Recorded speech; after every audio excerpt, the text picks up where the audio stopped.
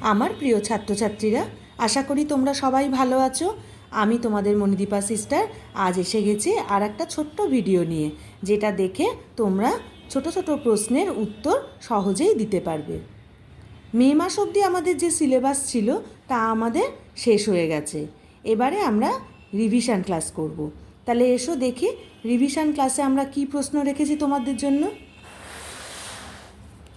দেখো, পুরো বাক্যে ছোট খোকা কি শেখেনি? হ্রস্বই দীর্ঘই বসে কি খায়? হ্রস্ব দীর্ঘ কেমন করে ডাক ছাড়ে? ঘন মেঘ দিনটিকে কেমন বলে? এ ওই কি বলে হাঁক দেয়? ও কাকে ভাত আনতে বলে? এই পুরো বাক্যের উত্তরগুলো আশা করি তোমাদের সকলেরই জানা। তাহলে নিশ্চয়ই নিজেরা লিখতে পারবে। এবারে দেখি পরের লাইন, ক খ গ ঘ গান গে।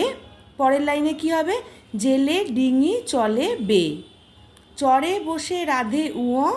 পরের লাইন, চোখে তার লাগে ধোঁয়া। ঠিক আছে? আর বাক্য রচনা দেখো দিয়েছি আম, শাল আর ডিঙি।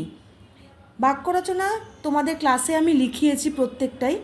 এরপরে যদি তোমরা অন্য কোনো বাক্য রচনা করতে চাও বা পারো করতে, সেগুলো তোমরা অবশ্যই নিজেদের পছন্দ মতন করতে পারো।